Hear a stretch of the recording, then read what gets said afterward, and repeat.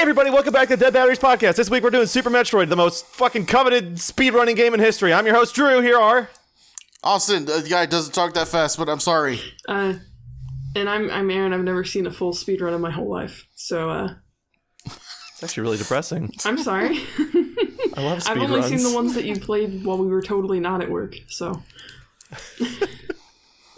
Nothing like watching AGDQ at work. Jesus Christ. That's for research purposes, all right? I mean, technically, It yeah. is. We totally didn't get in any kind of trouble for it either, mostly. We didn't. I was in charge, so... I don't know, what am I going to do? I mean, if you're the manager, it's okay. No, it's fine, boss. The manager on duty said I could do it. But yeah, so this week we are doing Super Metroid for the Super Nintendo. Yeah. Yep. And it was a super game. I mean, everything on the Super Nintendo was. It was all super something. I thought it was a good game coming off of Symphony of the Night. Like, it's a nice contrasting game because it's like, it's the other part of the Metroidvania. It's the Metroid part. Yeah. So it seemed like a good place to go naturally. Yeah, and I mean, I love Symphony of the Night, but I've never played a Metroid game before this. So I guess it's good to see the roots of it all. And you seemed like you really liked it. I didn't, but just overall. I just got frustrated a few times, you know? There's a lot to be frustrated about. I know I said this a few times just over the week, but I'm going to repeat it here. I read a review or watched a video or something a while back, and somebody was like, Super Metroid is a clever game in that while you play it, it seemingly guides you through it. And I want to meet whoever wrote that and punch them in the face, because that's one of the biggest lies I've ever heard. Yeah. Like, I've played this game so many times, and it's so full of shit. Did you say, I thought the quote was something along the lines of, like, it guides you with an invisible hand or something. Yeah, it guides you with an invisible hand. Like, I can kind of see the idea behind that, but I don't think it ultimately bears fruit. No, like, maybe in the very beginning for a couple of parts, like, through to maybe the first, like, through to Norfair, probably. Not Norfair, Brinstar, like, the zone with Kraid or whatever. But, like, after that, it's like, that invisible hand, it's like, oh shit, that's right, it's invisible, where'd it go? And it just floats away, and you never see it again, and you're on your own. Yeah, I gave up in Kraid, I think, or whatever that first area is. It's not called Kraid, is it? That's the monster. Yeah, Kraid's the boss. Yeah. Kraid-Itaria. Yeah, Kraid-Itaria. I looked up a map in that area because I didn't know those little terminals were maps, so I didn't think it was super intuitive at all. But I also could just be terrible at video games. See, a lot of that stuff, it's tough for me to say because I didn't have any issue with it, but like I said, this isn't my first Metroid game. So, like, I knew that a lot of the stuff you had to walk up to and interact with it. Yeah, I mean, I tried everything, like you said, some of the stuff, like, as far as the holding hands, I tried bombing every which way I could. I used every single weapon I could on it, I jumped around the area, and I was like, there's gotta be something I can do with this, but maybe I don't have the weapon yet, since the game's entirely about upgrades. I was like, I'll come back. And then I just didn't have a map for like 3 areas until I accidentally ran into it once in a different area. Is it possible maybe you were overthinking it? Definitely, but that whole game wants you to overthink. Like, I don't know about that. I think it's fairly simple in what it is. Like, you knowing that there's going to be a bunch of stuff is something you brought to the table, but like I feel like the obvious thing is to walk up to it, right? Like, not to run around and jump and shoot it in a room with nothing else in it. I had to bomb everything else up until that point, so I was like, bomb. I don't know. I feel like the room itself has, like, obviously not a whole lot going on in it. I don't know, man. I mean, that's why. Yeah. I don't know if I'm going to give you that one. No, you don't have to. I'm just saying that's what I was like, I'll attack it. I'll shoot it. Nope, didn't shoot. I'll bomb it. Didn't work bombing. I was That's like, how I work on my computers. Like, I've done IT for years. Little did you know, I just beat the shit out of them and then hope they work. Oh, man. So, before we get too far into it, do we want to back up a little bit and do what's been going on in our lives for a week? Sure. Yeah. Do it. Do you actually have something cool, Austin? I don't know. We've all been living through the hell of the election. That's kind of like... Oh, God. Don't get too topical with it just because, but... Date this podcast. Dude, what? Just date, like, timestamp. This is going to be like a time capsule. Be like, what did the people think during this trying time? I think you could probably go back and realize everybody thinks it's fucking awful. Oh my god. Yeah, regardless. Regardless of where you are, it's awful across the board. What else happened? I feel like oh yeah, this is another thing that happened this week and last week and the week before and the week before. Halo Infinite lost another creative lead. I did. I saw that and I was like, I'm not really surprised by this point, you know. That game. As far as that goes, I haven't really done a whole hell of a lot this week. I did a lot of DoorDash. That was kind of fun, I guess. I need to do more of that. Can you guys talk for like 2 minutes? I need to go turn something off. It's making noise. Sure. Oh, for reals? Yeah, it's my baby monitor. Hold on. Okay, give us a prompt. Improv. Okay, let's see. Erin is at Spencer's looking at the giant butt plugs, and Drew is also... They're fighting over the last one. Okay. All right, go do your thing. Man, Okay, Erin, for the sake of this, you're holding it. Okay, it's in your hands. Okay, well, is it in my hands for sure? Or am I testing it yeah, out? We're fighting over the last like one. The fight has to start somewhere. I'm thinking I'm giving it like a trial run, more so. Oh. I mean, I don't even know how to respond to that. Good luck. You're giving it a trial run in the store. Sure. Okay. Excuse me, miss? Be like, I'm a little busy here, bruh. What the fuck? I don't know, man. I honestly don't know what to do, man. You took it to an 11 right out the gate. Man, I'm trying. I'm being a real downer today, so I'm like, okay, I'll step it up, and then I went too far. I'm sorry. Jesus I'm back Christ. now, so I'm very curious about what the fuck happened. Aaron won. You'll have to come back and listen to it. Aaron won. That's all you need to know. Good. She literally won from the gate. Like, I couldn't even compare. I couldn't even do anything. Jesus. I want to actually listen to this one. I'll just let it play. Oh my god. Ugh. All right. I got nothing. What else have people done this fucking week? Jesus Christ. I brought up before we started Avengers by Square Enix. yeah. It was apparently a $60 million loss for them. That's funny. Good. I have seen very little gameplay of that, and it looks super bad. I know I should probably, play it before I judge it, but I don't want to. It seems like a waste of I money. feel like you can look at that one and just know it's kind of shit. Yeah, like literally everything I saw of that game was like, how do we design a game to make it have the most microtransactions and be the most tedious piece of shit it's to play got through? microtransactions too. Oh, yeah. Nice. It's like every character has like a battle pass to buy. I don't know. I don't even remember how that worked, but like before the game came out, they had a blog post Square Enix did. It's like, here's all the systems in the game. It's like, I don't want to do fucking homework to play your video game, man. Yeah, it seems a little stupid. If you want to talk about crazy microtransactions, you could just talk about Genshin Impact too. Oh, I got some good ones. Well, so I don't remember exactly how it works. 'Cause it's been a minute since I played it, but like they have this event running right now, and I think it's like a fraction of a chance. It's like a 0.5 chance to pull the main advertised character or whatever.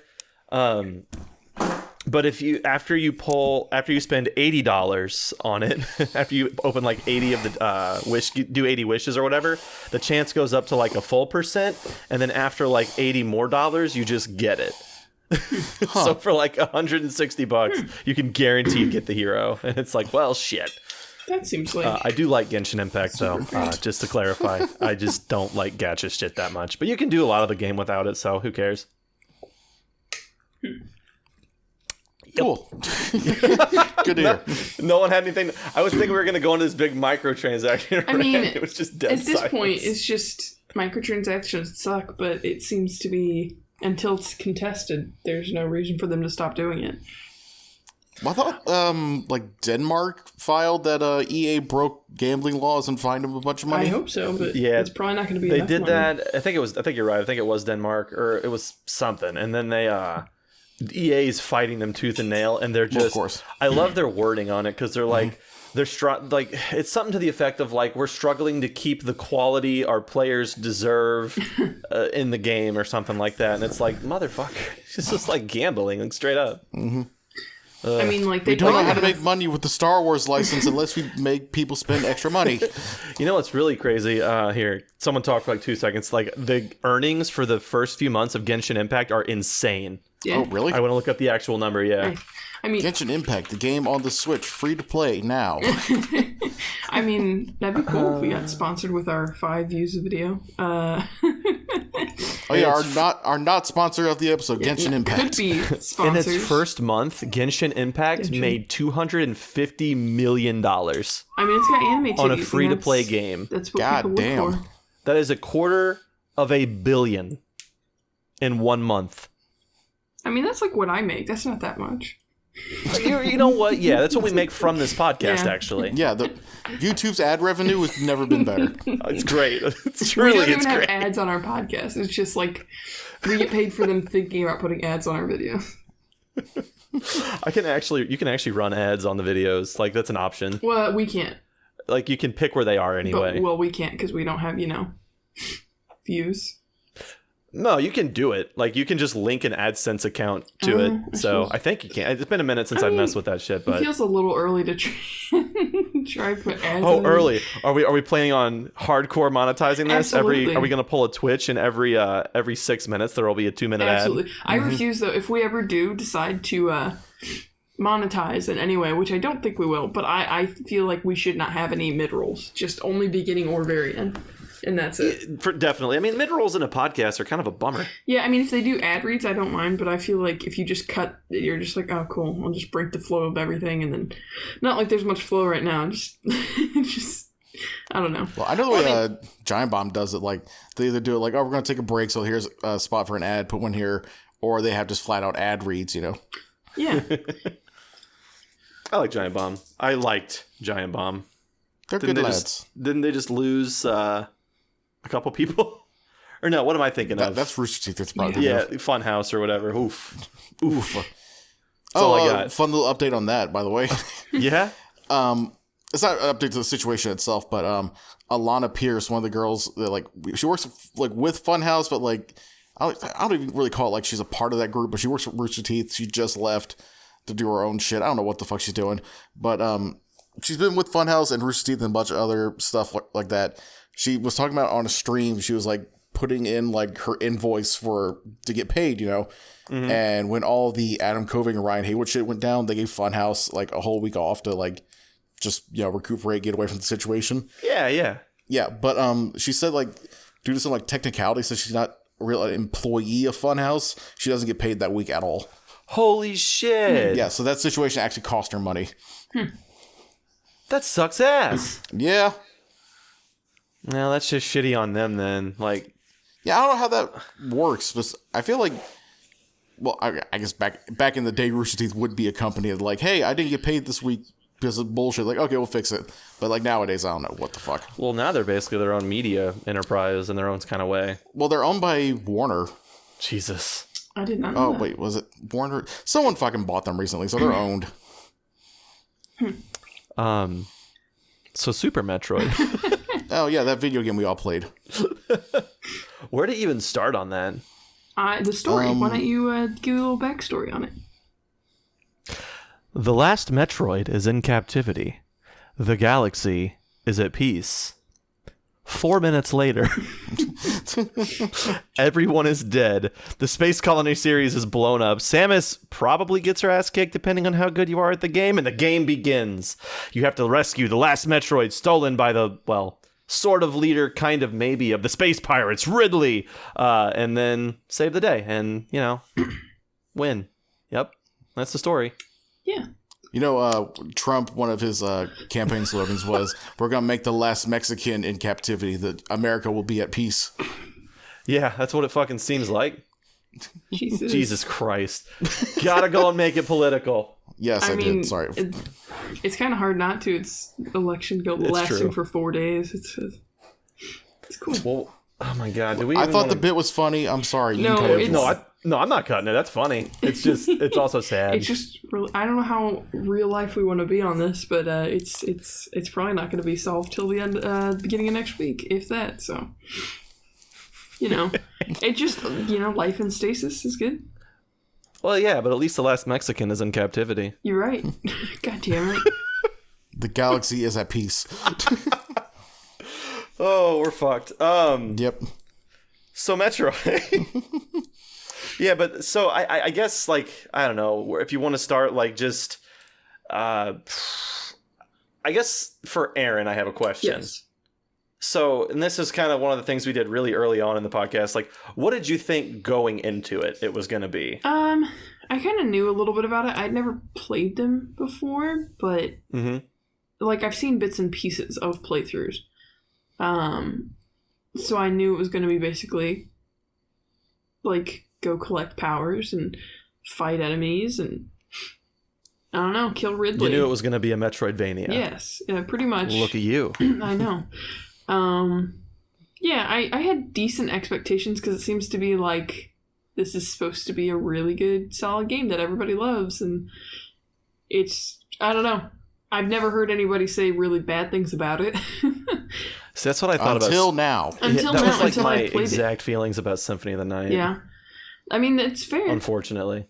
There's definitely issues with Symphony of the Night, but I personally feel like this game, it is older, to be fair, by 3 years. And that's the thing, though, right? Because, like, so is Symphony of the Night, to its credit, but this game is older than that. So it kind of falls into this, like, weird, like, limbo. It's like, you can criticize it for this, but it's like, it was kind of like the innovator that made this game fix that in its own way. But, like, you can still criticize it. Yeah, there are absolutely. thing in this game that suck dick. Yeah, and I think there are things that Symphony of the Night does better. Like, maybe it's obviously a whole different style. But I personally think this game is super rough. And I think it's really pretty. The enemies are really nice, really well designed. I think there's a lot of bullshit areas that they're like, oh, no. You know how to do this room. Just, like, do it. And it's like, okay. Because my first thought, if I can't get through a room, I'll try to, like, manhandle a room. But then my next thought or action is to backtrack a million years till I can try to find an object that'll let me through a room. But it's hard to navigate the areas I've never been before. And then not knowing what anything did. I don't know. Well, it's a good thing there's an invisible hand guiding you the whole time. I wish you... Just like the invisible hand of the economy. Jesus Christ. I'm going to die on that hill that invisible hand is non-existent. No, I mean, because I played it in a few days. Basically, when I'd get frustrated, I'd call it quits for the night. And then I'd reassess and play again the next day with more... expecting more of what I dealt with the day before. So, like, the first time I played for a couple hours, and I was a little bored. It does it's definitely a slow start. It's a personal flaw for me specifically, though, because I'm not as big into space agey futuristic theme stuff, which I get. It's not like over the head beating you with the themes or whatever, but it's still just, I don't know, it's easy for me to get into, like, it's sci-fi. Yeah. It is sci-fi for sure. Like fantasy stuff over sci-fi. Like the main enemies, you're literally in a space pirate base. Like, I mean, it's there. Yeah. Which, can I bring up? They're space pirates. Yeah. Like, someone got super fucking lazy in the naming. Yeah, it's a little... I mean, I would love if they went whole hog into it. Like, give them little outfits and whatnot. Would have loved that. Little pirate, like, eye patches and hook hands. Absolutely. I think I do have hook hands. They're like kind of claws. Yes. I'll defend it. Okay, so humor me for just a minute. Can we, if we're gonna criticize that, let me go back to Symphony of the Night for a minute. Theoretically, isn't Dracula and, like, just vampires and death, isn't all that kind of in essence boring? It's just Dracula. It can vampires. be. I thought What's a different take on Dracula, at least? Well, and I get that. My drawback here, though, is the space pirate thing is boring, but that's what it was in 1986 or 7 when the game came out. It was just generic space shooter, because they threw it together in a week. Yeah, I mean, much the same as the original Castlevania. It's just sticking to the conventions that were already set up, and they were expanding on it in their own ways. Right. Castlevania definitely took it a little further, but by that point in time, Castlevania had 2, 3, and then I think there was Rondo of Blood, and then Symphony of the Night, right? So that's 5 games deep. Super Metroid only had 3 by that point. Or Metroid only had 3 at that point, one of which was a Game Boy game. It's just, Also, I don't know. Super Metroid came out in 94, by the way. Yeah. When did the first one come out? Was it 86 or 87? I want to guess 89, but... I think it was 87. I could be wrong on that. But my point is, though, is it's like, they're boring because, like... 86, you're right. Yeah, is it? Okay. They're boring because it was, like, the thing to do at the time. Like, Nintendo wanted generic... creepy fucking rough horror game. Let's throw Dracula and Death and Medusa. We want generic space game. We want space pirates and shit like that. Yeah, which I'm not saying the space pirate thing is boring. I just meant like playing it, which could just be my attitude going into it. I just wasn't.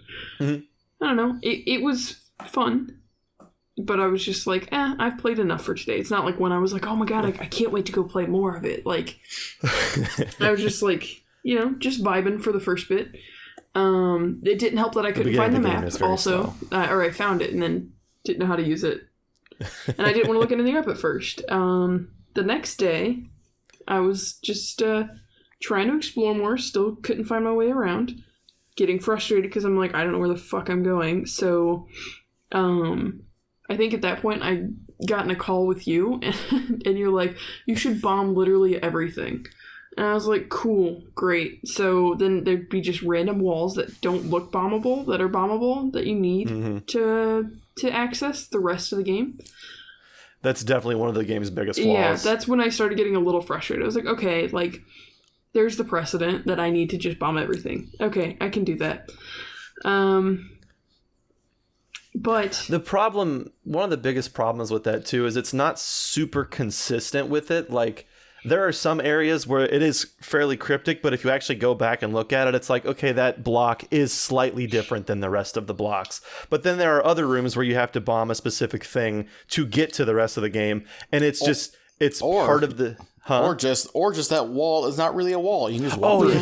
Fuck, those are my favorite. Oh my god, it makes me so mad. And everybody would be like, oh, if you're new to the game, get the X-ray scope. It helps a lot. Like, yeah, okay, fine. But it also sucks, and it's slow and not fun to use. Yeah, it's implementation. Like, you have to stand there and scan, just move it slowly around the area, and then like you move partly down the screen. All right, we'll stop and scan again. It's not done well. And like areas like where the X-ray scope is, you may not know that you like what you need even to get through there, because the grappling hook pieces aren't even until halfway through that map. Like that little area, because I just finished that off today because I was like, fuck it, I don't need it. So it's just a floor of spikes, and then you're like, okay, cool, I guess there's just, I mean, I made it, so like before I had the grappling hook, I got full health with a few energy packs, and I just bolted and jumped my way to the X-ray thing, and then I got my ass stuck over there because I couldn't get back, and I was like, oh, well, maybe it'll be something that'll let me get back, which it wasn't, which, is my fault, I'm sure, but brute forcing this game seems to be like the general, like, oh, you just need to like explode everything. I'm like, okay, I'll just brute force it and I'll get something that'll help me get out. Like, that's one thing I actually like about the game is that you can break it. And I like, even there, like, you may have got stuck, but I'm almost certain there was a way to get back. I mean, somehow, some way. There's a way you could get back. I just, without dying, I couldn't get back. No, okay, fair enough. That's one thing I've always kind of liked about this game, and that's why I say it's like super replayable. Like, if you play through it twice, it kind of sucks. But once you get kind of like the wall jump down and you figure out how to like actually time the space jump, because it's buggy and shitty and horrible and it's the worst thing and I hate it. And whoever programmed it needs to be slapped. But once you figure it out, God, I hate the space jump. One poor Japanese man sheds a single tear. I'm sorry. It's so bad. It just, I hate it. Yeah. You can fly, kind of. I do feel like, for some of the jumping, like, obviously the wall jump is not great. Like, the weird timing thing sucks. And then the space jump, it's like a weird button mash. You have to do a delayed button mash. And you do hop out of it sometimes, but I noticed if you just use the D-pad instead of the analog, it works a lot better. Because it seems like hitting up on anything will just kick you out of everything. Hitting up pulls you out of a somersault because you aim upwards. Mm-hmm. So that's what they call it when she's spinning in the air. They call it her somersaulting. It's just her doing fucking gainers and front flips, but just yeah. She's got like a plus 30 in acrobatics. But yeah, the wall jump and the space jump, like, they're not the best. They're better in later games, but they're not the best. Especially because the timing on the wall jump is so weird. Like, you start to pull away from the wall sometimes, and it just feels like it's inconsistent. Yeah, I mean, because it looks like Samus is doing like the motion to do it, but then like just doesn't do it. Mm-hmm. Yeah, and then you jump and nothing happens. Yeah, it's super cool. Also, bomb jumping is not very fun either. Bomb jumping, so I'm bad at that. Yeah. Just like lay a bomb, then lay another bomb, but like just try to like time it so you like slowly rise up through a thing. Like it's just a pain in the ass. Did you know there's a thing in this game called the spring jump or the spring ball or something, Austin? Yeah, did you get it? No, I missed it, but I do know it exists. Yeah, I know it exists too. Literally, I've never got that item. Oh, I got it. Just because Did you? Yeah, after right, because when I got stuck looking for the grappling hook or unsure where to go, I just pulled up a map, and then I was like, okay, well, that's my next stop, is I'm going to go get that fucking jump. So, well, it needed a power shoot, I think, but whatever. I don't remember the order in which I got things. I think I may have said it too. Like, one of the things I feel like everybody wants to go into this game blind, but like, you almost need a map. Mm-hmm. Like, call me a noob, but like, fuck, man, some of the stuff's just so cryptic. I tried to go in without looking anything up. I did. Yeah, I gave it a few hours, I think. I guess it says I completed it in 6 hours, but I used save states, so I'm sure that, made my time a little better. But like, even if you just pull up a map without any of the items on it, like, sometimes if you're in a room, just knowing there's a room below you, it helps you think, like, okay, there's probably something bombable in here. Mm-hmm. Maybe there's a secret wall or something. Like, I know that's kind of like getting away from the intended design, but the intended design back then was to make the game cryptic and hard, so it lasted longer. Yeah, I do feel like there's thing of like. Sorry, what's up? I would say, some of my favorite thing of that is like, oh, there's a missile tank, and you walk forward to the floor falls out beneath you. I fucking hate that. It's like, oh great, now I just walk go backwards now and just get that extra missile tank. It only happens a couple of times, to be fair. It is only a couple times. It's just. Luckily on the Switch you can just rewind it and do it again, which I totally did. Yeah, I mean, I felt like Aaron? Yeah, so as far as like I can't remember exactly what I was gonna say, but it was something like getting to dead ends in Metroid felt just more confusing than anything, because I feel like in Symphony of the Night there's so many more places you can go, and it's pretty linear, even though it's backtracking. It's like, okay, well, I know I need to go up to the library, so I'll head right up the fucking tower and go into there, or like, I don't know. And you have the entire map to look at the entire time, so you know which direction at least you need to head to where you haven't been. And once you've gotten to a point, you're like, oh, this looks like I'll need a double jump. You're probably right. So you'll just go explore a different area. Or if you're like, it hints at you. It's like, oh, mist could probably pass through here. Or like there's a tiny spot above you that you can't reach, but it's like, oh, if I had a double jump or the other morphing thing, I could probably get through there. So it's like, I feel like it tells you more what you are going to need, or that it projects better, I guess, that you're going to need an upgrade, rather than Metroid where it's just like, I don't know, I'll just figure it shoot out, everything, and then maybe I need an upgrade. Maybe I'm wasting 40 minutes of my time trying to wall jump up a chasm that I could have just gone around because, I don't know, it didn't want to tell me. No, I totally agree with that, Aaron. Like, but I think it's also like a combination of like, this one thing has like either one solution to it, or like it will have multiple solutions to it. Like, oh, I need to get across this ledge. I can either turn into a bat. I can double jump. I can do the weird running as a dog. You have multiple solutions for multiple things. So, I'll definitely agree that Symphony of the Night's way better in that regard. And not even just with the, like, having multiple options to things, because if you're good at the game, you can pretty much go anywhere you want in that game with just the bombs and the wall jump. But Symphony of the Night, it definitely felt like if you hit a dead end, you backtracked a lot in Symphony of the Night, but at least it didn't feel like you were backtracking through a lot of the same rooms. I feel like in Symphony of the Night, there were several different ways to get to places you were supposed to go. So you may hit a wall, but you can turn around and go down and get to like an area slightly faster that's also on the way to where you were supposed to be going. It's just, yeah, it feels like the theme with Metroidvania games is that the areas all bleed together so that they feel more cohesive. One area leads into another, and then you jump around and suddenly you find yourself in an area you've already been, and it's like, oh, hey, that's really cool. Symphony of the Night definitely did that better. Metroid only does that like 2 times at all. Yeah. So what's weird to me is like last week, I nitpicked that the map in Symphony of the Night could really use like area names like Clock Tower, Bridge, Underwater, whatever. And I was like, oh, like Super Metroid. But like Super Metroid has area names, but those like for some reason I can't remember those names at all. But I can remember areas in Symphony of the Night much better than I can in Super Metroid, which is like, huh. I think that whole mapping system could be better because I like being able to look at the entire map at once and then having the option to zoom into an area, because that way I know at least I'm like, oh, I need to go northeast or whatever, I don't remember what area it is. So, towards the question for you both. Yeah. Sorry to cut you off. So, in Super Metroid, did you, because I know you both use save states and stuff, did either of you ever actually save the game and turn it off? I did save the game, like, through the in-game thing, but...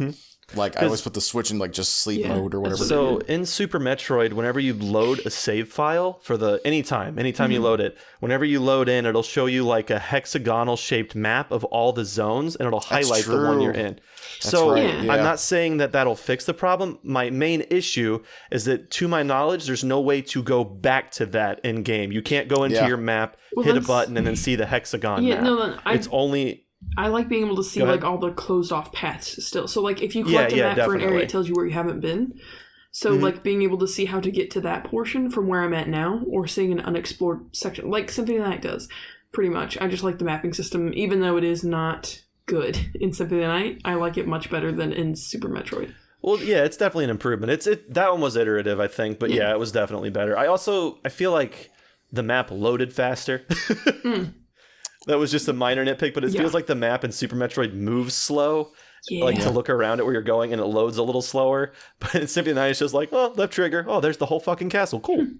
I'd say one major complaint I do have the Super Metroid map is that all of the like rooms like just have blank lines, like just flat lines across them, and it never shows like which rooms actually connect to each other.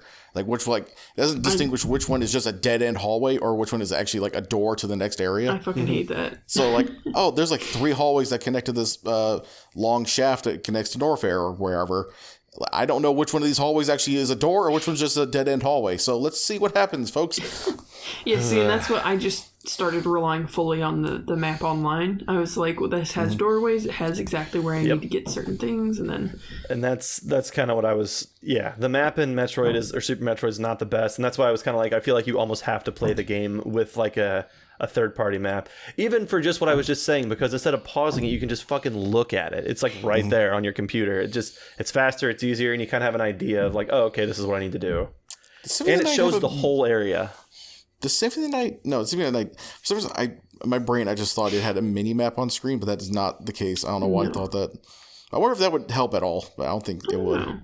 Probably would. But I mean, I don't think it's necessary since you can pull up the map super quick anyway. Oh, another small thing. I hate that Super Metroid has like a little dot for like an item in a room, but once you get the item, it doesn't like go away or like show that you've gotten it. Yeah, it does. No, it doesn't. Does it? Yeah, if you collect an item in a room, it stays a dot. But so if you collect or if you haven't collected an item, it's a circle, and if you have collected the item, it's a tiny dot.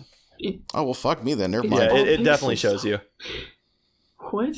So yeah, go back and look at your map and see how many big circles you got, Austin. You missed a bunch of shit. It doesn't even show all of them, though. Because, like, I know on my map online, it's like, oh, there's 2 missiles in this room, here's where they are, and it'd show 1 on the actual map in-game. Like, one little dot. Yeah, but there's only, like, 2 or 3 rooms in the entire game that have more than 1 item. So it just shows them with 1. And chances are, if you find those rooms, you're going to get both of them. You're not just going to leave it. Because I think that only one of those rooms has, like, you have to, like, circle back to get the other side. But there's like one room in the game you fall in and it's like, here's a set of missiles and super missiles, go nuts. But yeah, it definitely like it does what it can. It like if you miss an item, it stays open, and if you get it, it closes. Yeah, sorry about that. I'm just a dumbass. I'm sorry. Well, it's also possible that you got every item, so you might not have realized it, because by the time they, like, unless you were looking at the mini map up in the corner, you wouldn't have realized that there's a circle on it, and then whenever you pull up the map later, you would only see the dot. So it's not even, it's not that bad of a nitpick. Like you're pretty much on point. It's just the information's not all immediately clear. I mean, that's the thing. It's also 1994. This is true, and that's the thing. It's like how you can be super harsh on it, but I'm like, I don't want to give it too much leeway, but at the same time, I feel like it does deserve a little. Yeah. How about shit you liked? What do we like about Super Metroid? I love the airy, awful floatiness of Samus, and how platforming is kind of hard. I actually didn't mind it too much. I like the later games a lot more. Yeah, I haven't played any other games, so I didn't think it was too bad. I like the artwork a lot. The pixel work's really nice, and the areas do look different. I'll give it that. Yeah, I'm kind of shocked you actually like the sprite work, because, like, personally, I don't like the sprite work's good, but I don't really like it. I feel like a lot of the colors are a little washed out, and everything just looks not necessarily grainy, but like just lacking in contrast. Yeah, I mean, I still like it. I don't know. I like pixel art a lot, so I do too. There's not much pixel art I don't like, to be fair. Fair enough. Yeah, I think pixel art has a very natural charm and it looks very good. It does, especially when done right. But yeah, I really do like the look of Super Metroid. Like, most of the areas have like I would say almost every area has a very distinct, like, either color palette or just like geography. Even like there's the one room, it's just like the terrain is like bubbles. Like, I don't understand how that room works. But it's there. I love that room. I know exactly. Yeah, I think it's like Lower Brins or Lower Norfair or something like that. Something like that. Somewhere. I do remember the room. I have no idea where it's at. Oh! Do you hear the sirens? Are they showing up in the thing? Hey, I don't hear them. Well, yeah. I mean, you live 20 minutes away. Well, 10. I was gonna say over the mic, but never mind. How about bosses? There are how many bosses are there? It's like 8. So I believe it depends on what you count. I want to say that there's 6. Right? So you have the 4 main ones: Ridley, Dragon, Phantoon, and Kraid. I literally just went backwards because I like reverse boss order. Then you have Mother Brain / Mother Brain Phase 2. Crocomire, which is the one that, like, you push to the acid and it falls in. Yeah. And I guess there's like that weird, like, I think it's in Meridia. It's the weird, like, dragon that goes, or like the snake thing that goes into the holes in the wall. You know what I'm talking about? Yeah. So I guess there's also the spore spawn, which is like that weird flower thing that does a figure 8. That's like the only boss I don't really enjoy. It's kind of just it's there. Yeah. It's just waiting the boss. Like, it's not hard. It's not. Yeah, it doesn't feel like it adds a whole lot. But I mean, I guess it looks kind of cool. I guess. Then there's the 2 Chozo statue fights. Oh yeah, the Chozos. I guess I can't think of how. Erin, what'd you think of that Chozo when that fucker came to life and tried to yeet your ass? I think the room locked behind you, so like you grabbed the thing, try to leave, and it didn't open. Right? Wasn't that? So I guess I wasn't. That's exactly what happens. Yeah. I wasn't super surprised. I was like, oh, I'm gonna have to fight this thing probably. I was just like, yeah. According to online, it's called the Chorizo. Chorizo. Yeah, it's like a. I think isn't chorizo like a meat fucking pastry? Like a churro. I don't know. I don't know, Chefman. Keep talking. Yeah, but those are like super cool. Like, that's why I think that's a small thing I like about Super Metroid over Symphony of the Night, where it's got these little cinematic moments, I guess you call them, where like you go into a room and then it locks behind you and like something unexpected happens. Yeah, I did like a couple of those. Like that first one I was like, oh, that's neat, and then I fought it, and the second one of those, the fight I actually liked more. I actually love the second fight. The second Chorizo fight's so good. I did just nuke him with missiles, but I love his little thing. He gets angrier. He's like faster, which is like a normal boss thing. But then towards the end, he just snatches your fucking bombs out of the air. And I was like, oh shit, that's terrifying. Like that little detail of him just snagging one. Like I questioned for a second. I was like, oh no, I have to think of another tactic. And I was like, I'm just going to try to bomb him again. And I did, and he died. Yeah, it's not too bad. But I do love that because it kind of comes out of nowhere because nothing else in the game had done that to that point. And I'm like, damn, I love that fight. Yeah, that's a good one. But yeah, so I guess in total that's like what, 8 or 9 bosses, give or take. Yeah, it didn't feel like a whole lot. No, it didn't. I thought it could have used more boss fights. It definitely could have used more boss fights, but I feel like the ones that were there were done well enough. Yeah. Like, and that's kind of, I think I said this last week with Symphony of the Night. Like, I really don't remember many of the bosses from that game, but I pretty much, like, off the top of my head there, and I beat the game like 2 or 3 days ago, and I could just tell you, like, all the bosses pretty much. And even you guys came up with some that stuck with you. I just don't remember that many from Symphony of the Night. Yeah, I mean, there were a decent amount in Symphony of the Night, but I will agree that the strategies required to beat bosses is better in Super Metroid, because Symphony of the Night's kind of just like a walk up to them and spam. I do like some of the bosses, but... One thing I want to call out on Symphony of the Night that I only learned recently, a lot of the more iconic bosses appear in multiple games, which I did not realize, such as Legion, obviously Dracula, Death.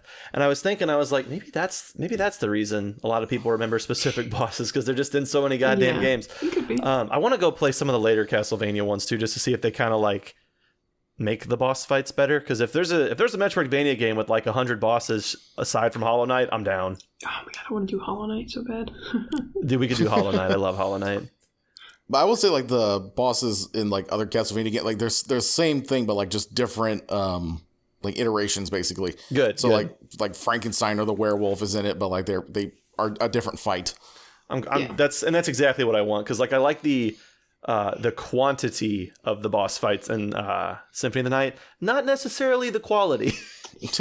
Yeah, a lot of it just felt like just cheese the fight or run up and just hit it really, really, really fast. Otherwise, you're going to get cheesed yourself. I'm sure there were strategies you could do, but I don't know. I didn't do them. They just didn't feel immediately clear. I feel like in Metroid, just the boss fights were all kind of gimmicky in their own way, and so you naturally have to find ways to circumvent the gimmicks. Yeah. And then that's how you get the damage. Which just as a system, I like more. What was that? Was it Dragon? Was that the one that you said you had to push an acid? That's no, Crocomire. Yeah, Crocomire. I'm really bad with names. I feel like I should clarify. Well, they don't tell you their names anywhere, so. I mean, I was just thinking, like during, if you go into a boss room, like, I wish, like, a title card came up. Oh, that would be so Crocomire. cool. That would be. Like, some of their names are really cool, too. Like, Kraid sounds pretty cool. Fantoon, like, okay, that sounds dumb, but he's a badass, so I'm fine with that. Yeah, the Crocomire one, I liked the idea. It wasn't obviously clear what you had to do at first, but I mean, I figured once he was pushing me into the spikes, I was like, oh, obviously I need to go the other way with him then, because I was just trying to shoot him with missiles on occasion, It's just kind of a tug-of-war style fight. I was like, oh, I gotta push him in the face, and I was like, oh no, I just gotta slowly shove him in the acid. I just wish it wasn't such a slog, because it is. It's not even hard. And once you're like, oh, that's what I have to do, you just jump up, hit him, dodge his attack, jump up, hit him, dodge it, and he just barely moves back, and it's such a long way. So when I say that Spore Spawn's like the only boss I don't like, I also really don't like the Crocomire fight. It does feel like a slog in much the same way that the Spore fight does. I love his death animation, like though. Huh? It's so cool. Yeah. I like the premise of the Crocomire fight. Like, had the pathway been like even just a third shorter, it would have been a much better fight. Yeah, but I mean, like, that's not the original concept. I'm pretty sure that kind of fight has been in other games. Oh, like, yeah, I think I'm sure. Well, that was a 64 game, wasn't it? I was thinking Yoshi's, whatever. Yoshi's Island, Super Mario World 2 with Baby Mario. I think it had something fights, like that. But that's after, so. Fun thing. Oh my god, I had a thought and I immediately lost it. Oh my god. Someone else talk. Oh, I'm having an existential crisis. I don't like Fantoon, or the fucking boss that's in the wrecked ship. Fantoon. Yeah, why did you not like him? Because it seems so random, and I can never get a handle on, like, how to avoid his attacks. Okay. Especially like the second phase where he, like, throws like a half circle in, like, a direction of, like, little eyes. Yeah. Every single time I got hit by that, and like I don't know what to do. Like, I just sat here and, like, shoot at it, and like I think I tried the whole fight like 3 times, and like I still, like, I won by kind of the skin of my teeth. That's kind of it. I think I beat it on the first try. Listen, Erin. I'm just, there's like a little cheesy Some tactic. of us beat it on the first try. Some of us are just better. Some of us real gamers. I do like that fight. That specific mechanic, it's okay. It's not immediately clear how to take it, but basically if you look at it, he's not shitting out an even number of flames. It's like slightly off on one side. So the trick is to run to that side and then jump right before he shoots it and just kind of stay near the wall and they'll miss you. Can I explain myself fair enough. before Yeah, I sound pompous? it's kind of spooky because like those things deal so much damage, and so you're just worried about like, what the fuck do I do? How do I do anything? Your like first reaction is naturally to panic. So like it's not immediately obvious. When he does the fireballs down from the roof, if you just don't attack him, he doesn't stop doing that. So you can just aim up, shoot a fireball, grind for health. And I did that for like 20 minutes. And then I was like, okay, and I'll fight him now.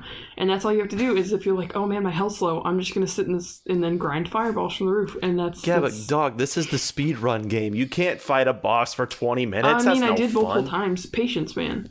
That's my only strong suit. Erin, like, listening to you talk about this game is so entertaining to me because I just wanted like an animated series of you as Samus, just like walking around like, this is all bullshit. Fuck this. And like you're in this boss fight. And he's like dropping like energy, and you're like, I'm kind of low. I'll just I'll spam this for a while, heal up, and then we'll fight after this. Yeah, I mean that's what I did in a lot of them. I was like, I mean, I need help. Erin's rational Samus. Yeah. Yeah, man. I mean, I have the patience.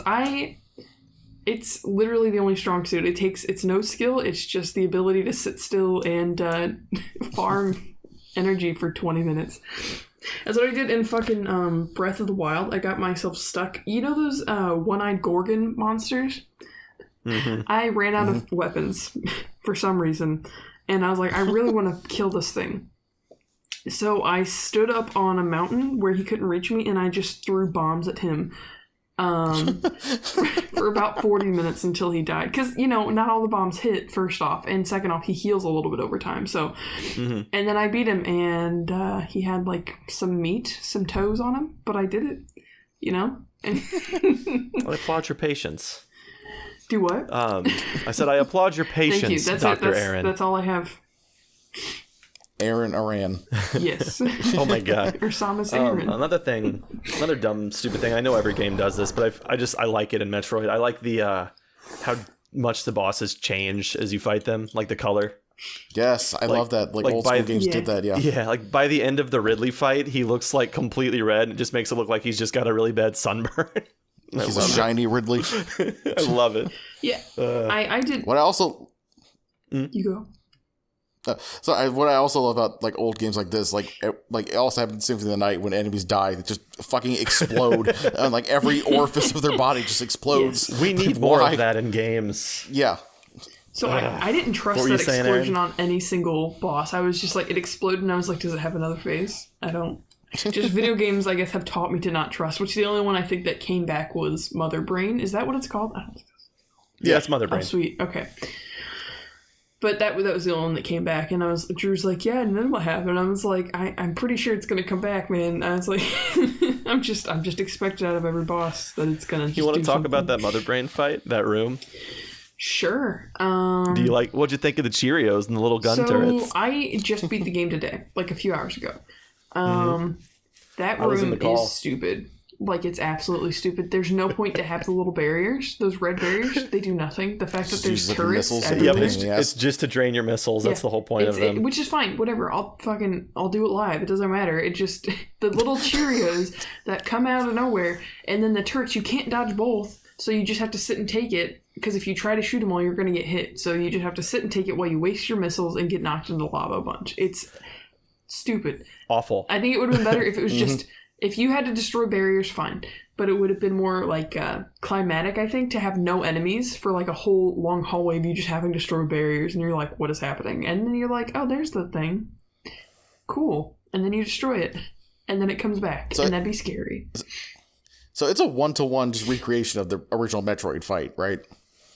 I do not know. No, not... Sorry, my mic didn't pick up there for Discord. Not, no, I wouldn't say so. It's pretty different. And the original one, like the very original NES one, like the Cheerios are there. I don't believe there's little gun turrets. I think those were added later. But you basically just shoot the glass. Mother Brain does nothing, and you shoot at her and dodge the Cheerios, and then you just win. That's what I mean. That's what I mean. Yeah, I mean, like the part after that is added on for this. Yeah, basically. But yeah, I guess it's similar enough. Yeah, it's basically just break the glass, shoot it. I'm thinking of Zero Mission, because in Zero Mission, Mother Brain has a giant eye and shoots laser beams at you. I don't know. It just happens, but... Yeah, why not? Yeah, that's pretty much the same, I guess. I have a feeling like this game was like not meant to really be like a sequel to Metroid, but like be a recreation, like remake almost. Reboot. Yeah. Yeah, I definitely get that impression too. Yeah, especially like the Dark Souls to Demon Souls in a way. Yeah, and it's weird because it didn't come that far after the original Metroid. Not really. Well, I mean, they could 86 to 94. I mean, yeah, I guess that's true. I guess I'm just thinking in terms of like overall amount of games, right? Fair enough. Yeah, but if you have like the technology to make it better, they might as well. No, I get that. And I guess Demon Souls to Dark Souls was only one game, wasn't it? Yeah. Jeez. Yeah, like Matthew Matosis brings up, like Dark Souls is like was not meant to be innovative, meant to be iterative. So it took like Demon Souls invented all that stuff, but then Dark Souls just refined it and made it work better. And that's one of the things I loved about that's one of the things I like about Super Metroid. If you go back and you play Metroid 1, every single nitpick is solved. Yeah. Which is great. It creates new ones, but like for the most part it's like it's like God came down from the Nintendo R&D 1 office and was like, "Here, dog." It wins the award for best improvement or most improvement. It's so Metroid 1, I don't like it. God, like Zero Mission it pretty much nullifies that game for me. I don't find it charming. I don't find it fun. I hate it. I hate Metroid 1. That one's too far gone, I think. I think so. And like I don't even dislike a lot of NES games. It's just that one. Like every single you want to get to anywhere in the game, it's probably a random block inside of a wall that you had to get to via a different random block. Like Metroid 1, oh my god. And like Metroid 1, all the walls are just plain black. Yeah, well, believe it or not, the bubble room's actually in Metroid 1. Oh, well, shit. Yeah, like they did a pretty good job trying to keep it varied. They did okay. But man, oh boy. Yeah, don't get me started on that shit. Also, there's no map. That's true also. That would make a huge fucking There's difference. no map in the first one? Yeah, there's no map. That's unfortunate. I would not play. In fact, I believe the manual came with a map partially filled in. Oh my god. And then you were supposed to take a pen or a pencil and draw it in the rest of the way as you played. It was part of the appeal. It's a cute idea, but like, no. It is a cute idea, but fuck that It's game. kind of like a Zelda 1. Zelda I won't say had- fuck that game. I actually like Zelda 1. Yeah. I would say, like, didn't it have a map, or did it not? I thought it had little... It had maps Squares. inside of dungeons.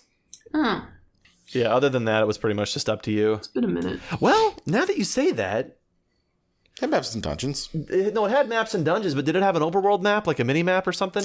Keep talking, No, I'm gonna look it up. I'm pretty sure it didn't. Yeah, I don't know. I mean, if it But- did, I think it had well, squares. fuck, now you say that now. Right? Fuck. Doesn't it kind of seem like it? I think it had little square map that it's like, oh, you can go left or up, but not down or whatever. Zelda 1 speedrun. Oh, man. Yeah, no, it totally does. It's like Okay. an Atari-looking map. Yeah, It's just a you're right. square and you can Oh walk my around, God. but yeah, there's like a HUD up top. Hey, can we off topic for a little second? There's an Atari game.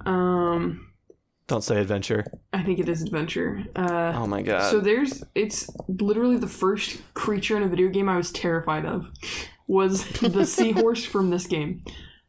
And it's not, supposed to be a dragon. it's You're supposed to be a definitely thinking dragon. of adventure. Yep. It is. It is definitely a seahorse. It is. This is the first because I can't remember if we played it on my mom's Atari or if they had one of those like retro sticks that you plugged in. Mm-hmm. But that game, fuck that game. Side note over. That's it. That's the scariest monster in any game. Every time I see it, I'm like, oh no, it's terrifying. My first nope out of a video game was the Redeads and Ocarina of Time.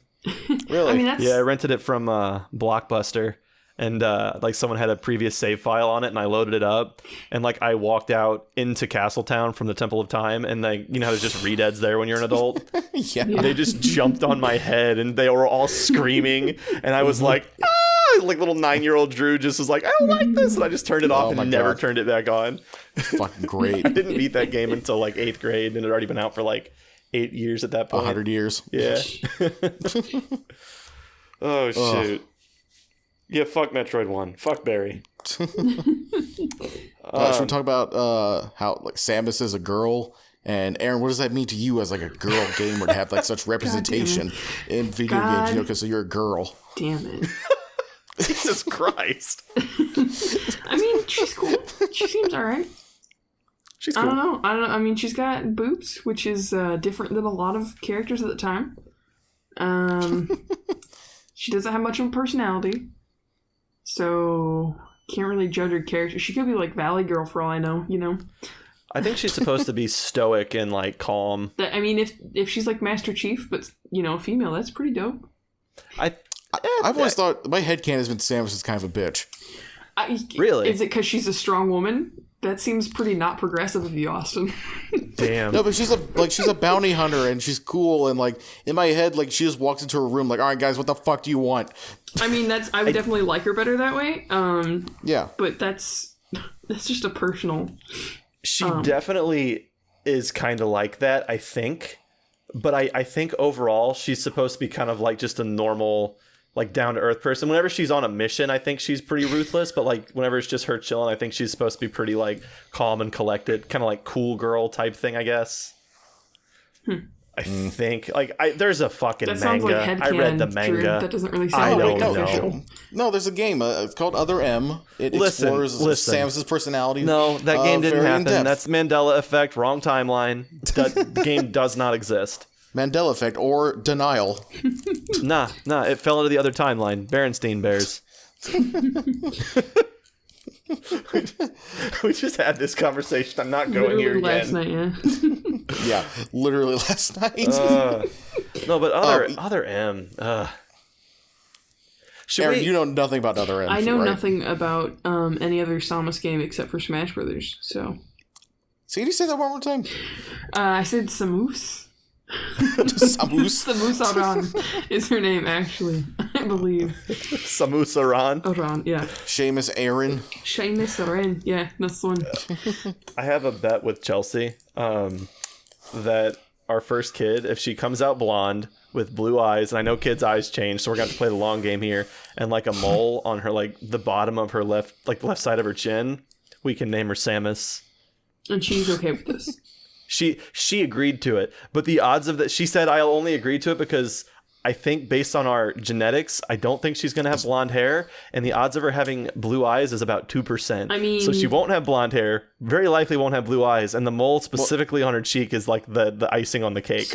Well, Drew, the solution is to have Chelsea get pregnant by another guy, so their odds go up. That's true. Yeah. I mean, you could also just see what happens because both my parents are dark brunettes, and my mom's got dark brown eyes, and my dad's got green eyes, and both my brothers have blue eyes. I have gray eyes, and my older brother's blonde. So, I don't think that's genetically possible. It is. Well, it is. You know, I mean, I'm not going to say anything else because in case somebody you can I know look up listens. like an eye chart. Like Carly, my sister, she has brown eyes. Adam the baby daddy had like. I think he has blue. Fuck, I don't remember. There's like a chart for it. Well, I was trying to do a bit that I was trying to imply that Aaron's parents cheated on each other. Okay. I was going. I was going to say that maybe in case they listen, I don't. I was going full. I don't want to confirm or deny anything. So, Eye chart color. So what colors are we talking about? Oh my god, we don't need to do this. No, I'm doing it. It's already up. It's already happened. Anyways, it was a sarcastic, dramatic pause for reasons I don't know if you got that. I'm good at this. Okay, so look, I just want to say I think Super Metroid would have been improved if there was a strong man who could tell you you're allowed to use your upgrades. Yeah. Oh yeah. So you really do like Other M, don't you? I think I would rather eat bleach or drink bleach than play Other M. We're going to play Other M. No, the fuck we aren't. Yes, we are. You guys can. I'm not. It's going to happen. Well, I mean, we could just watch video on it. Technically, like that's. What is it? Technically, we only have to watch a video according to our guidelines for this show. Yeah, I mean that's true. God, Other M though. Ruin's one of my favorite bosses in video games. We're gonna play Fusion at one point. Fusion's my favorite. I know everybody hates on it, but Fusion's my favorite Metroid still. We'll get there. How about that escape sequence at the end? Well, first of all, we gotta talk about you fight Mother Brain, and then Mother Brain decimates you, and you're like, "Oh no!" And then if you get to that point with less than 3 energy tanks, you're just fucked. Start over. Yeah, that was dumb. Yeah, that's which happened to me. It did happen to me, and then I was like, "Drew, what the fuck?" And he's like, "Oh, you just have to have 4 tanks." And I was like, "Oh, makes you feel better." I beat her first try. Just saying. Just saying. And maybe. Oh, some of us. Yes. If it makes you feel better, I lost a Fantoon twice. I mean. Get good noob. I mean, I didn't die to Mother Brain, so... Yeah, but you already knew what you needed, Drew, and I feel like I already knew about Fantoon, too. What's your point here? That's fair. You know what? Look, then Baby Metroid comes in to save the day. Which, the baby. Rip. The baby. The baby. He's baby. If you don't know about that because you didn't play Metroid 2 like a lot of people, like me, the first time I played Metroid, like, okay, there's a friendly Metroid, I guess. Well, that's what she says, right? That's what that's what the beginning of the game is supposed to be. The last Metroid is in captivity. It doesn't say that, like, it completely forgets the part. Actually, does it? No, at the very beginning of doesn't at the beginning of the Super Metroid, doesn't it show the Metroid breaking out of the last egg and then like Yeah, it does. Yeah, so like I mean, it kind of shows you that it's friendly towards her, and then she turns it into the Ceres space station. I mean, I was going to say... Yeah, but then, like, when you meet at the end of the game, it's a full-grown Metroid. It's not full-grown. It's still in the larval stage, dog. You got to learn your Metroid lore. No, there's, like, so that's the Super Metroid, but that's, like, the larval stage still. That's all the Metroids you fight, the titular Metroids in the game are literally baby Metroids. Oh, really? Yeah, so there's like an Omega Metroid, a Prime Metroid. Omega Metroids are fucking bitches. They're assholes, and I hate them. And it's literally the final boss of Fusion. Have you played Fusion? Yeah. The final boss in Fusion is an Omega Metroid. Oh, shit. Yeah, like, it's not super well explained in any of the later games, unless you've played fucking 2. But yeah, like in Metroid 2, you gradually fight different forms of Metroids up to the Queen Metroid. But yeah, like all the ones on literally all the Metroid box art and all the like merchandise, they're literally just the larval form, baby Metroids. Huh. Yeah, fun fact for you. I don't know that. Well, this is the second part of the podcast where I look like a complete idiot. Well, it also helps that like I really like Metroid. Metroid's some of my favorite games, so like I've gone out of my way to look up stupid shit, like the fact that Samus has been injected with bird DNA and her parents are, murdered by Ridley, so she was raised by bird people on a planet that she couldn't survive on. I can just go. I mean, I got you. Can you give me the full rundown of Federation Force? That game also doesn't exist. I've actually never played it, and I don't know a damn thing about it. That game looks like absolute dog shit. Isn't it just like your Mii's or whatever in a Samus suit? No, you're the Federation troops. Yeah, I'm out. Yeah, but they're like just weird chibi versions of them. They look like absolute dog shit, like I said. I steered clear of that one. I don't blame you. So Mother Brain turns into a T-Rex. Yeah, that's a fun little legs. transformation. I feels like like it. an asshole, doesn't it? I like it, but I don't like the fact that it's like, oh, so that entire body was hidden under the ground this whole time? Really? Mm-hmm.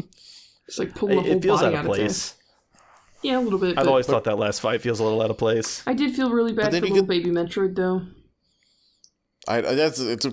Even like no words. It's a pretty cool moment. Like, no! Oh, it's a cool moment. It's just weird. Yeah. Which I guess is kind of Metroid's MO. A lot of those bosses, save for like Ridley, like Dragon's kind of uncomfortable to look at. Fantoon's a giant brain, so I guess it's par for the course. Just kind of like creepy looking, veiny bosses. So are the bosses supposed to know each other, or are they just monsters that live on Zebes? I think in the lore, they're supposed to be like space pirate captains. Like Ridley's the quote-unquote leader, but Mother Brain's like the one pulling the strings. Kraid's like a leader. I think they're all just supposed to be different leaders. That's another thing. Like, the space pirates are like an organization, but like that is never conveyed through gameplay or storyline. No, it's not. It literally just says Ceres space station is under attack, and you go get your balls rocked by Ridley, and then that's it. Yeah. Later games do a better job of kind of conveying that, Zero Mission specifically, but yeah, it's kind of weird. I do love the design of the space pirates, though. I think they're okay. I'm not particularly fond. I like them. I like them a lot. Yeah. I think they look pretty cool. So how about Pride Power at the end of the game? You get the rainbow beam, and yeah, you get the alphabet beam. You just wreck Mother Brain. I don't think after you get that you can really lose. I feel it'd be damn hard. Like, you have to go out of your way to die or something. Pretty much. I thought about trying it, but then I was like, I don't really want to do that fight again. Well, I mean, I think at that point in the game, you were kind of done with it, weren't you? You're just like, I just want to fucking beat this. Yeah, pretty much. But I mean, there were still aspects I did enjoy. It's just, for the most part, I would say. How about that? How about that escape sequence? Did anybody die or have to refight it? No. No. No. No. I lied to Aaron on that one. I was like, because I was playing. I was pretty sure that there was one at the end of every Metroid, but I asked Drew. I was like, "Hey, is there one at the end of this?" And he's like, "No." And I was like, "Okay." And then I got to it. And I was the like, end huh. where you save the animals? No, I thought that was in that one too because I vaguely remember. Is it in that one or is it in a different one? Wait, you didn't save the animals? No. Aaron, are you serious? You fucking monster! You left them to die? They helped you learn to wall jump, and you let them die? Oh, fuck that! Taught me the most useless skill in the game. Where are they at even? I didn't see them. No, you let them die. You're dead to me. Yeah, that's fine. They're dead to me and everyone else. So. Okay, Aaron. So on the final run back to the ship, there's like it's like in the closed hallway right next to the ship. You have to like morph ball and like through a tiny little thing. It's where you fought the chorizo and got the regular bombs. Yeah, it's like right next to the ship. Oh, okay. Well, you fall down, shoot a wall, and they save, and then you get a pixel flying away at the end. Oh, cute. It's super out of the way. Yeah, I was like, I was already scared I wasn't gonna make it. I mean, I finished with like 50 seconds left, but still, I was scared. Didn't save the animals. No, I mean, how dare you? They literally could have taught me a better skill than that, and I maybe would have thought about them when I was. The one taught you how to do the shine spark jump. Oh yeah, they do teach you how to do the shine spark. Yeah, which also isn't consistent. Shine Spark's not too bad. The wall jump's pretty inconsistent, though. The wall jump, if you get it down, though, is by far, bar none, the best skill in the game. I mean, it's kind of hard to get it down when sometimes it just fucking doesn't work. It's definitely hard, but like you can get into the Kraid, you can fight Kraid without the high jump boots. You can like skip entire zones. And I mean, I've said this before. This is one of the reasons I like the game is you can fight the bosses in literally any order you want. You can fight Ridley first. It's insane. I love this game. It's so dumb. You didn't save the animals. Yeah. I don't you have like 2 cats? Yeah, but they don't wall jump, as far as I'm aware. So. Don't wall jump. I'm disgusted. You could be, yeah, that's fine. I'll accept it. I'm lost. I thought I knew you. Yeah. Joke's on you. Nobody does. Dude, I'm so edgy. Nobody really knows the real me. Oh, shoot. I'd sacrifice them again. Yeah, not only did Erin not free them, she went down and killed them personally. She actually did find the room. She intentionally left them there. She walked in, looked at them, and was like, "Nah, dog, you're done." I think when I did run into them the first time I tried to kill them, but you can't. So Jesus, just left a super bomb and then locked the door on the way out. That door actually locks behind you. I don't think you can leave that room without learning the wall jump. That's why I thought I had to kill him, and then which is weird because it's actually a pretty high area. Like it's kind of hard to do. Yeah. Wall jump is garbo in every aspect of that game. I kind of just want to play it and make you watch because like I'm pretty good at it. Just go watch a speed run. You should totally watch a speed run of this game. It'll piss you off. I think. Huh? I watched parts of a speed run at work. Remember? You know. That's true. AGDQ.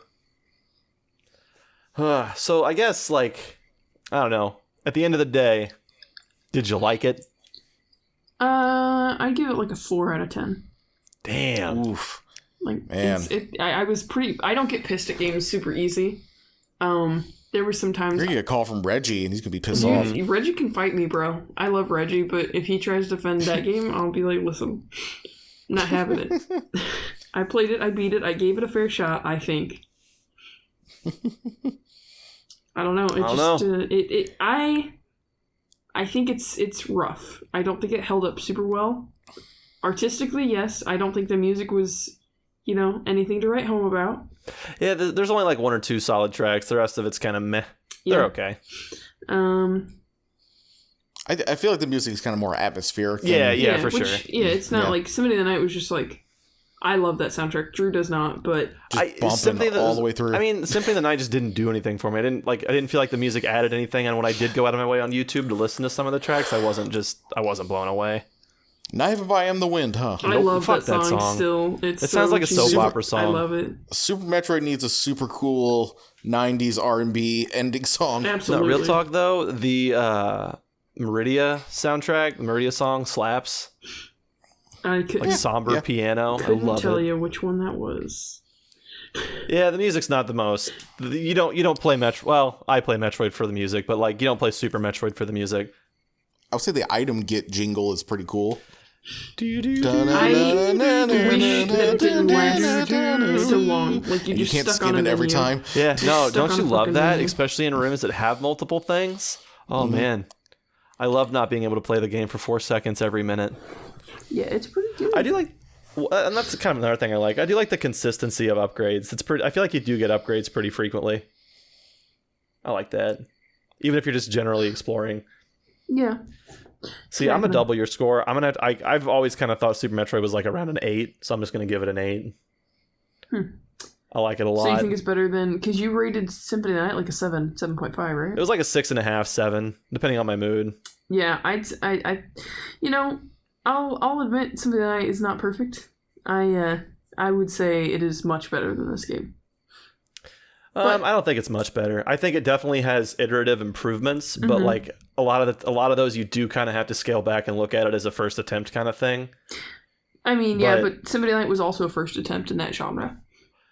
Yeah, but it had all the previous games to look back on. If you look at Symphony of the Night and you tell me that some of those devs didn't play Super Metroid and think, how could I fix this? You're bold-faced wrong. No, it absolutely was influenced heavily by Metroid. I think, in my opinion, it is better than the one I played. I'm not saying, because you said you have a favorite, and I'd be willing to try that, and I'm sure it's better, because Symphony of the Night doesn't hold up as well as I like to think it does. That's cool. Would it be better if Samus could turn into a bat? Or had like a long sword you can hit with? Yes. Absolutely. Totally. Absolutely. Honestly, I think Samus needs a jetpack. Or if she was fighting her dad at the end. Wait, what would her... Hold on. Her dad's dead. No. Samus backwards Sumas. would be Sumas, yeah.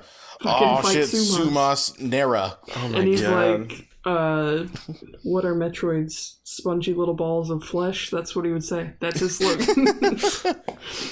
What is that, Metroid? Yes. A miserable little ball of squish. Yes. I bet they feel like jellyfish. We can get that Metroid amiibo and see how they feel like. Oh yeah, they do have a Metroid amiibo, don't they? Is it squishy? Yeah, it's squishy. Is it? Austin, what do you give the game? We got to get our ratings out here. Yeah, I guess you have to quantify to a number. I'm gonna give it a 7. Okay. Because I do think it's good and well made. Just there's a lot of problems It's that kind of rough. piss me off while playing it. Yeah. Oh yeah. Everybody. So like I think in general I do like playing Symphony of the Night more, and I do prefer it like Erin. But I think Fusion I prefer more than Symphony of the Night. Yeah. And I think as an overall universe I prefer Metroid to Castlevania. Yeah, I'm I feel willing like to the Castlevania definitely... universe, but I'm kind of right there with you. I like sci-fi a lot though.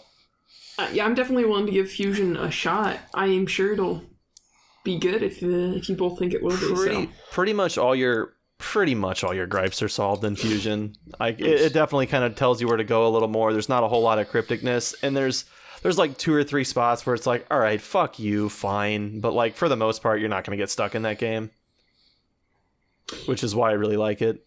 And pretty much all the boss fights, pretty much all the boss fights are winners, I would say. Yeah, Can you think of any bosses in Fusion that suck, Austin? Not really. I mean, it's been a while since I played Fusion. Yeah, I might go replay that one, but I feel like they're all pretty good. I will say that the boss fights, for sure, like, in Super Metroid compared to Castlevania, are much better. Like, superior. Like, I'd give them like a 9, where I'd give Castlevania because like the fact that there were 4 bosses that had like mini versions of them running around, and like you fought one at the very beginning and stuff like that might have helped a lot too. But like I do just generally feel like the bosses were a little, I guess, like I said, they were designed around a specific thing, so it felt like it felt more fair. And yeah, I definitely like the bosses in Metroid way more. Yeah, I'm factoring in the fact that I got super fucking frustrated with aspects of this game where the only time I got really frustrated was the Medusa heads, and it always is just the Medusa heads in every Castlevania. Just the Medusa heads. And like even then, like the Medusa head, like they're in like a very short section. Yeah. Like once you're done with it, you're done with it in like 5 minutes. Yeah, that's See, I didn't really have issues with the Medusa heads in Symphony of the Night. The knockback just kills me in that game. It's just, Yeah. I hate it so much. It was like, especially games are weird because like by the end of the game you have fucking plate mail, a giant shield, a sword that's glowing with magical energy, and a crow still hits you and sends you flying back the same distance as a goddamn guy wielding a ball and chain. And I'm just like, I don't know. Knockback is definitely an issue in that one. But also by that point in the game you can just mist or fly as a bat through everything. So, Yeah. I will say moving around at Symphony of the Night, like late game, pretty much shits all over Super Metroid. Like you can just get anywhere so fast. Yeah, and if Metroid would have just had like a like the teleporter, the key ports, I guess, in Symphony of the Night. Oh, yeah. Something along those lines. Not even anything Got like fast that. travel just system. a way to fast travel to your ship. Something like that. I would have liked it a lot that more would have because been the so nice. Just like a backtracking. port back to ship or something. Yeah, the backtracking with no direction really fucking killed me in Like Super they Metroid. tried to do something like that, but like it was basically like there was an elevator that led to another elevator that puts you out in Criteria right at the very top, and it's like going to that's already out of your way. Like getting around the map in Super Metroid's definitely slow. Yeah, it if they even just fixed that, I think I'd like it more. You know, maybe give it a point or two, just because it was just so frustrating, because then it's easy to get lost, and if you don't have the big map, like the cheating map, then... You do need the cheating map. Like I legitimately think it's almost necessary, especially going in blind. If you're trying to play that game vanilla, like kudos to you, but like you're not going to have a good time. I know, and maybe that's my fault, because you said that, but I was like, I feel like it's only I definitely fair. said that. It's only fair to give it like a fair shot, like as you would play it before. Well, the thing is, though, is it's almost like I think you're having the same problem with that game that I had with Symphony of the Night. It's just there's way better Metroidvania games out. Like it's honestly kind of hard to go back to some of those. Like Hollow Knight is a fucking masterclass. Oh my god, yes. And it's just like I didn't play Hollow Knight that long ago, so like going back to Castlevania, a lot of the shit just bugged me more because it was fixed in later games, and it's hard to go back. But with Super Metroid, I have that nostalgia, so I can look past a lot of the bullshit, which is like the exact same thing for you here. I just don't think you don't have the rose-tinted glasses like I do. So a lot of the bullshit's just harder to put back, especially since it was fixed in like Castlevania onwards. Yeah, absolutely. I Yeah, I mean... That's pretty much it. I don't know. That's all I got as far as critiques. It's pretty much the same thing over again, but yeah, I'm going to keep where it is, 4 out of 10. All right. Look, I think the thing we can all agree on is that Super Metroid is a video game. It is. Yeah, I think you're right on that, actually. Yeah, that is a fact. Also, did you guys know, since I know all the Metroid lore, did you actually know Samus is a girl? Oh, shit. Oh, yeah, we didn't talk about that very much. Yeah, like we need to make that clear. She's a girl. Mm-hmm. Yeah. She's crazy, Just I know. representation for all you girl gamers out there. Do you feel appealed to girl gamers? You know the story behind that? No. Oh, that girls are gamers sometimes? No, What do you mean? specifically why she's a girl. No, actually, I don't. It's kind of cool. If you don't, you've probably heard it, I'm sure. So I think it's Gunpei Yokoi, like the creative director or whatever. He really liked the Alien series, so that's why the main bad guy named Ridley, like Ridley Scott. Sci-fi setting, main character is a female. So That's cool. And the main character of Alien is Ripley. Yep, exactly. And like you can kind of look at Ridley and see a little bit of inspiration from Alien, I think. Especially the very first design of Ridley, like the OG NES one. But he definitely gets a better, less xenomorph looking design later on. I But thought like the little creatures that spit stuff out of the walls looked a lot like xenomorphs. creatures that spit stuff out of the Yes, walls. Oh yeah. Yeah, those I was like, oh, that's a Yeah, xenomorph looking thing. Yeah. Yep, definitely. That was just one of the cool things. So, and I appreciate that. I like that. That is cool. It's a good game. I like the game. It's fun. Do you think it's cool that if you beat the game really fast, Samus just takes all of her Strips. clothes off and just like She look lost at a bet. everyone in my boobs? I love it. It's the best part. How fast do you have to beat it to get that? Under 2 hours? I think so, yeah. It's pretty quick. Super Metroid ending timings. Let's see. What do you think? We got any guesses here? I'm guessing under 2 hours. And then there's like under 3 hours she takes the helmet off? So there's the good ending, the best ending. Oh my god, game. Google, come on. Okay, good, best. Over 10 hours, 3 to 10 hours, under 3. Okay, so Super Metroid. So the worst ending is if it Okay, worst ending is it was where she doesn't take anything off. That is 10 or more. The fair ending is 3 to 10, and then the best ending is under 3. So if you beat it in under 3 hours, she's in her underwear, basically. So the fair ending, I'm looking at the end screen here. It's kind of like she took off just the mouth part. Like, are you looking at it? Yeah, it's basically she has like part of her helmet on. It kind of looks like she's like a ship pilot or something, like a plane pilot. Yeah, it's super weird. You wouldn't even know it's a chick looking at it like that. But yeah, I mean, when she dies in game, she has boobs. This is true. So I mean, like if you have it pulled up, you should look at all the Metroid, like original Metroid ones. It's so funny. There's like a good ending, and then there's like an even better ending. There's like an ending where she like actually has all her clothes off and she's in like a leotard, and then the next best one is her just in a bikini. It's like, come on, is that OG Metroid? Yeah, it's OG Metroid. Yeah, you're right. It's great. It's for beating it under an hour. That's what I like about them ladies, the boobs. Oh, I got the worst ending, I think, because I didn't get... But I beat it in 6 hours. Maybe you got the one where she took her helmet off, probably. Nah, she just thumbs up with her helmet on, bro. Oh, well. It's probably because I didn't save the animals. It probably is. She's just like, cool. Great The job. fusion endings are my favorite. Should I spoil So, this? Erin, let's say you go on a date with some guy, and he's like, all right, we finished the date in under 3 hours. You have to take your clothes off now. I would simply just not end the date. I'd go see a movie by myself and be like, man, this is great. What movie? That's how I'd counteract it. Be like, yep. You watch the Godfather trilogy or the Lord of the Rings. Never Yeah. seen That it. would totally extend it. And then you have to give him a thumbs up at the end anyway. Yeah, I mean, Never seen it. Wait, Lord of the Rings or Godfather? Both. Lord of the Rings or Godfather. You can just put blank movie and Drew's not seen it. I mean, we could just turn this into a contest. I also haven't seen a lot of movies, though, too. Who is the first one to come up with a movie Drew has seen? Back to the Future. I have seen the first two. Well, there you go. Yeah, because we watched it together. Yeah. Dang, that sounds like cheating, not gonna lie. Yeah, it totally is. I don't watch movies. I suck. I just watch YouTube. That's what I do pretty much, too. So. Yeah. I have a list of movies I'm supposed to watch, but, I have watched one on that list in, the 4 years I've had it, so... Maybe we should switch to movies after a while. Yeah, I mean, I'd be down to do that. It's called the Dead Batteries podcast. We could, what is that even? We could do anything. Dumb shit we came up with. That's true.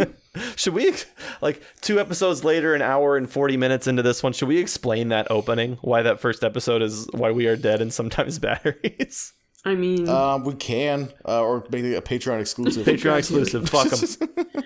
No, that feels dirty now. We didn't even get 7 views on the second video. I feel like we can't really... No, so... It has to be a lingering question that haunts the subreddit for why does the first episode start with this? Is it because Austin said worse curse words? Hey, we've been good this time. Although we did have a bit about Mexicans, so I don't know. I mean, you guys did. I just kind of listened. I was like, oh, interesting. I was quoting history. Yeah, fair. Our stable genius president said it, so it's true. Well, hopefully not for much longer.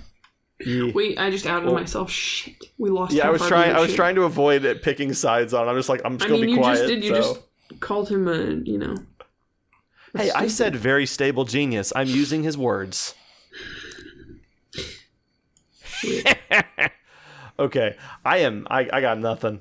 Okay, well, yeah, I guess it's about time to end it with our patent pending segment, improv minute that takes longer than a minute. Yeah, that's true, but we also got to talk about what we're doing next week, Austin. Oh, that's true. Yeah. Shit. So I have decided to send you guys to hell. Great. And I'm going to force you to play OG Doom 1993. I'm actually really excited about this. Yeah, I've never played it. It's on 64, right? Or no? No. I was thinking Doom 64. On 64. You said 93, and Doom 64 is its own game. It's not a port. Okay, hear me out. I didn't know, work in a it's video game stupid. store for 5 years. I shouldn't know these things. All right.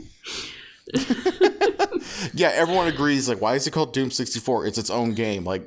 I think it was supposed to be called Doom Retribution or some stupid shit like that. Generic subtitle. I really have to go to the bathroom all of a sudden. Well. I just realized that I sat up in my chair and I was like, oh god.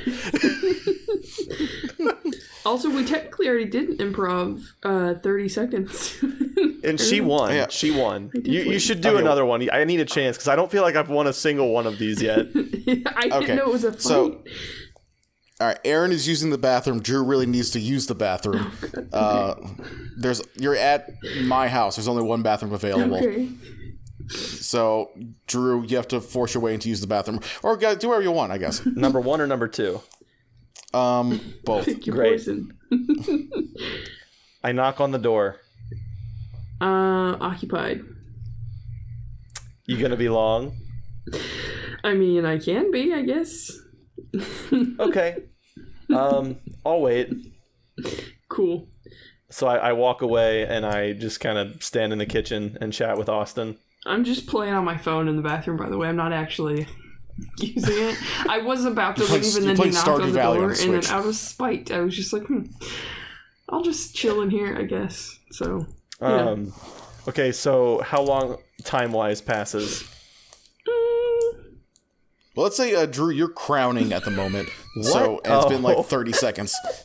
Okay, so I wait like 5 minutes, and then I'm like, hi again, excuse me, I gotta shit. I just don't answer. I'm leaning against the door so you can't. Like, hey, Austin, I need help. What do you want me to do? I don't know. You invited her over, and she's just in the bathroom. I'm gonna shit in your sink. We got to do something here, man. Like, first of all, I did not invite her over. She just came over. Yeah. Second of all, the bathroom has a window. I guess we can go in from that side. Okay, I don't know if we should like look in the window at her while she's in the bathroom. Seem kind of illegal.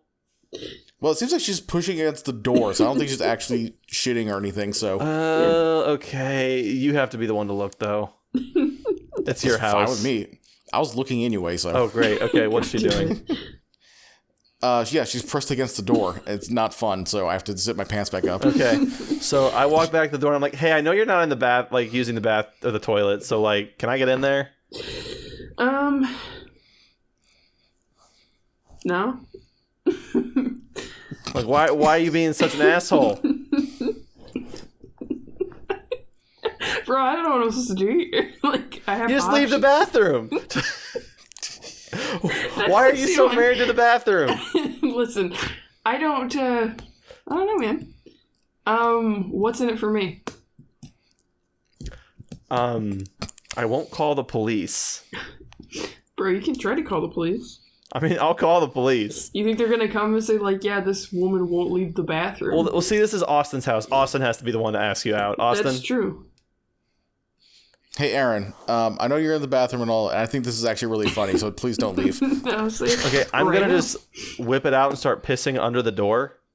I mean, you can just piss on Austin. He also defied your usage of the toilet, technically. I mean, I'm just gonna piss under the door. Fuck it. That's fine. You asked for this as I look him in the eyes while it's happening. That's fair. I move away from the door and I just climb out the window, but I have put like a shelf or something against the door so you still can't get in. Well, joke's on you. There's nothing that would work in there, so fuck you. Well, I know his bathroom. You don't. Okay, fine. So what I do then, There's also instead, just a lock on the if you're door. going to just veto this, I bust the window out, I take the shards, and unknowing to you, I kind of put like the glass dust on the toilet seat. So when you sit down, you know, you cut your ass. And then I leave out the window, and I just fucking come back in the house and sit on the couch and play on my phone like nothing happened. I mean, if you're out there, I'm just gonna like open the door, and I know how to pick those kinds of locks, so I just get a quarter on my keychain and just turn the thing and go in. Yeah, so you're in the bathroom now, though? About to use the I don't glass actually have to covered- shit anymore. It went away, so I'm just gonna finish peeing in the toilet. Perfect. Yep. I guess that's fine. I don't know. Austin, what are you doing? What are your thoughts on the destruction of your window and glass covered everything now? I think it's pretty funny, but I also should reveal to you guys there is a second bathroom. I just didn't want you to use it. Where's your second fucking bath? You don't have a second bathroom. I totally do. It's in the bedroom. Really? Yeah. No. It's just it's a toilet and a sink, so it's a half bath. But it's really? totally there. Yep. I've been to your house 100. I've been in that room. I've been in your crawl space, and I don't remember this. You've been in my crawl space? Yeah, whenever they fixed it, you had me look down there. Oh, that's right. Yeah. That doesn't. It looks really good, by the way. But god damn it! Okay, while you guys are arguing from in the bathroom, I locked the door and barricaded. You can't lock it from the outside. No, I barricaded though. So you're stuck in the bathroom. The only way out is through the glass shattered window. I mean, I'll just unlock the door and walk out. It's barricaded. It opens inwards. Well, you can't really climb over a whole barricade. I burn it down. Okay, and Austin's house with it. Maybe. His house was just fixed recently. Remember we were just talking about his crawl space? I mean, it sounds like an insurance issue. We can all split the money since we all had a part in it. I think that's how it works. Yeah. I'm just going to say, Austin, I don't think you should ever let her come over again. She's very destructive and kind of weird. And like I said, I did not let her come over. She just came over. Well, shouldn't you, call the police? Like, that's awkward, and I don't want to deal with that. I do a podcast with her. I don't know what to do here. I mean, the house is burnt down. It's gone. I'm just going to go home. Yeah, I just walked away and still on my phone, just chilling. And then Drew goes home and Erin's there. Then I would actually call the police. I'd be like, yeah, you need to go. Yeah, that's probably a fair response, especially since you left before me and I just appear, but not even through your door. I'm just in your bathroom with the door locked. Hello, Drew. I just kicked the door open because that bathroom door is so thin. I'd be like, hey, you need to go home. This is getting a little creepy. I'm scared. I didn't realize you were like a supernatural thing or like a skinwalker or something. Maybe. I don't know. I'm still staring at my phone though, so I turn off our internet. I'm not on the internet. You don't, occults don't need internet, alright? I put up my network blocker. Okay, so then I was assuming my phone stops working? It does, but you don't know that I did this because it's secret. My phone stops working. Then I hiss an ungodly, some sort of unknown creature hiss. And then all the lights in your house go off. I disappear. You don't know where I go. I'm just going to call the police. I don't know what else to do here. I'm scared. I'll also grab my machete. So you hear some, pattering on your roof, on your ceiling, not your roof. So, you hear scritching, something's crawling across your ceiling. Just like that, yes. I don't know. What the fuck is happening right now? I'll be go do this to our neighbor. They have Trump signs in their yard. And then I hiss, but not as angry, and I leave out the window. Your power comes back on, and then you see the power go out in your neighbor's house. All right, fair enough. And then I finally go take a shit, and I turn the internet and everything back on. Yep, and I All's guess well. Yeah, I guess that's it. And then, actually, an hour later, you decide to look outside just to see if their power came back on. Their house is just gone, there was nothing over there. What? That's it. That's how it ends. At least, unless that's the end of my story. I'm just gonna leave it at that, and I'm like, you know what? I'm not gonna fuck with that anymore. Mm-hmm. I'll see you next week. All right, that's it. Jesus Christ. All right, well, pretty good. I'm done. I'm out. I'm scared. I'm sorry. It's just, Now that we've terrified Drew, I think that's a good time to stop. All right. Yeah. Doom next week. Jesus. Okay. Doom. So it's on the Super Nintendo, right? Just so I play the right one? Or Computer. Nintendo? What's it on? Computer? It's on everything. Okay. You put it on your fridge, your phone, pregnancy test. Actually put it on a phone or a fridge. It's a legit thing. What was it on originally, though? PC. Mm-hmm. Okay. Got it. It was installed more than Windows. Ooh. Funny how that works. I'm going to leave this to you guys because I'm actually going to go use the bathroom. Okay, well, I guess we're done anyway, so... Yeah, no, that's the thing, but you guys got to come up with the ending. Oh, next week, join us in hell. Not America, just a podcast. It's funny political. Ha. Hopefully, what if the election's still going on next week? Oh, fuck. God damn it. I don't know. All right, let's stop Should we recording. Should we stop? Wait.